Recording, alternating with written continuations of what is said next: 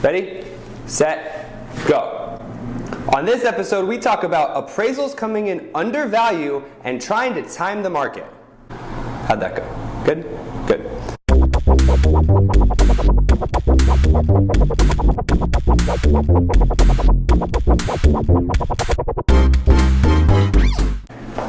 What's up, everybody? I'm Jason Cassity with I Sell the City Real Estate here in downtown San Diego, and this is episode 17 of Ask a Realtor. So stoked to be back here. It is my second episode of January. I'm looking to do at least 2 a month, if not more. I'm also coming to you live on Facebook Live right now. I appreciate everybody tuning in. I will be popping over as soon as I stop filming here. I'm going to pop back over there and answer a couple questions for some of the people who have reached out on there as well. So thanks for tuning in, and let's get right into the show. Check question 1. What happens if the home underappraises? Question 1, what happens if the home underappraises? That's a great question. In fact, I'm going through it right now. What a topical question. Basically, we've covered appraisals in the past. What happens when you do an appraisal is the lender actually reaches out to a third party, independent third party, and they have an appraiser, a licensed appraiser, give an opinion of value of the home. Now, it's very important to note that you cannot, the lender cannot lend more than the appraised value of the home. So what happens if the home underappraises? For an example, to paint the picture here, if you're in contract on a home for $700,000 and the bank comes back and says this home's only worth $650 based on condition, comps, etc. Now the bank can only lend up to $650. So what you have to do is go back to the table with the seller and say, hey, here's the situation. We have a home that's appraised at only $650. They need to either come down to the purchase price, or you're going to have to make the difference up in cash, or some sort of middle ground there, renegotiate and come to a new price in the middle. It's kind of a tough situation, especially when you're looking to only put 3.5%, 5%, 10% down or whatnot, to then have to bring more cash to the table. So a lot of deals will end right there if the seller is not willing to come down to the new appraised value. There's a couple options that both of you have. You can escalate the appraisal. Most lenders have a system set up where you can escalate the appraisal. What that generally entails is bringing additional comps that the appraiser didn't include on their first report, and trying to justify why those comps match the subject property better than the appraiser's comps. It's almost like an official review in football. They go under the hood and they check to see if they missed anything on the first time around, and they can overturn it, or they can decide to the call stands, and you could be stuck there. So the tough part for the seller here is if they decide to take their chances and put it back on the market, they now know that the appraised value, this was an independent third-party appraiser. This was not the buyer's lender. So it's not in their, it's not like the buyer tried to come down with a low appraisal to get the price down. This was actually a third party. So the seller now has to put it back on the market knowing that it's not going to appraise or likely won't appraise. And they're going to be in the same boat again with the next buyer unless that buyer's cash. So then they're going to have to hold out for a cash buyer only, which is kind of tough. So yeah, that's a good question as to what happens when the house underappraises. It hasn't really happened a lot in the last 4, 5, 6 years, but it happened to me recently, so I wanted to make a quick episode. I saw that some other people online were asking about that question too, so there you go. Should I wait to buy my home? Question 2, timing the market and should I wait to buy a home? That's a fantastic question, and this is very specific to January 2017 and even more like to the San Diego market here. So if it's quarter 2, quarter 3, quarter 4, maybe this is where you cut off the video because the market could have changed completely. Obviously we have a new president in, new regulations being passed every day.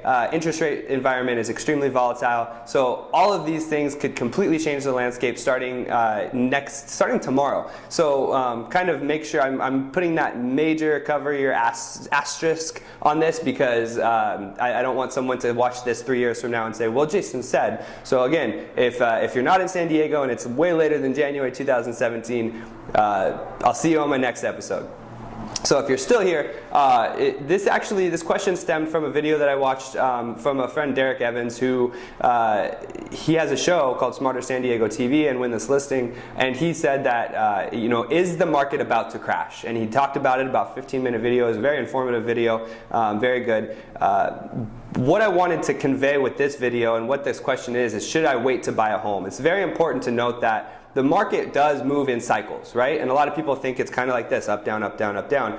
And we are at the end of a 7-8 year cycle here of an up climb. So now, does that necessarily mean that we're going to have an equal downturn? Not necessarily. I think a lot of people have it fresh in their mind what happened in 2007, 2008, 2009 with the downturn in the housing market, but there's a lot of factors that went into that aren't necessarily here on this time. So while I want to say that yes, we're likely going to see this 10% year over year growth that we've been seeing for the last 5-6 years, probably isn't going to happen again this year. Even here in 2016, which was just last year in San Diego, the county as a whole only went up 5.1% in equity growth, which is down from the double digits we saw in 2012, 13, and 14, and 15. So it is signs that it's starting to slow down. But I want to caution everybody that a normal healthy growth market is only about 3-4% equity growth. And again, I don't know the national numbers, that's here in San Diego. So 5% was still really good, it just wasn't the 10% that you were used to seeing. So again, back to the question, should I buy a home now? It's really going to depend on your situation, but the biggest indicator that leads me to say if you're looking to stay in your home for 3 or more years, yes, because what's going to happen is you're going to be able to weather the correction and or the plateau that's going to happen, and you're going to get yourself a 30-year fixed loan at these interest rates that are still at 4%. They're ranging right now between 3.75 and 4.1, which historically is an amazing interest rate. If we look at the national historic averages for the last 40, 50 years, the average interest rate across the board is 6%, give or take, maybe 6.1, 5.9, something like that. So to be in an environment where you have a 4% interest rate is historically amazing. And I know some people are thinking, oh crap, well it was 3.5, last year. True, 100% true, but those times likely won't be coming back for a long, long time. And if they do, remember that you can always refinance down. If you're in at 4% and somehow, some way the market goes down and you can get it at 3.5%, you can always refinance down. So take advantage of this 4% because at this time next year we could be up to 5%, 6%. In fact, that's probably a lot more likely to happen, just judging by some economic factors, than the market crashing like it did in 2007, 2008, 2009. One of the big indicators, or one of the big lead-ins to the market crash in 07 and 08, 09 was from 03, 04, 05, 06, we were writing loans to people who didn't really qualify for those loans. And that's really important to note because those loans, stated income loans, people walking in and say, I make $100,000 when they really could only verify that they made 20, that's a big problem, and that led to a lot of defaults in 06, 07, 08, 09. That hasn't been happening for the last 4, 5, 6 years. So the market is a lot stronger than it was before that crash. And that's going to be a big indicator, a big key as we come into this correction. While we may see that normal cycle of plateau, maybe even a correction, it's going to be in the single digits of correction percentage points, maybe a 4% dip or a 2% dip or something like that. Not necessarily the big 30% bottom out. Now again, there's an asterisk there. I don't have a crystal ball. Economic indicators, stuff could happen in China that affects all this. Who knows? I don't know. But just judging by the factors that we can see, it doesn't look like there's going to be a huge enough correction to where you should wait to jump in. I actually wrote a blog about it here. I'll link it up below.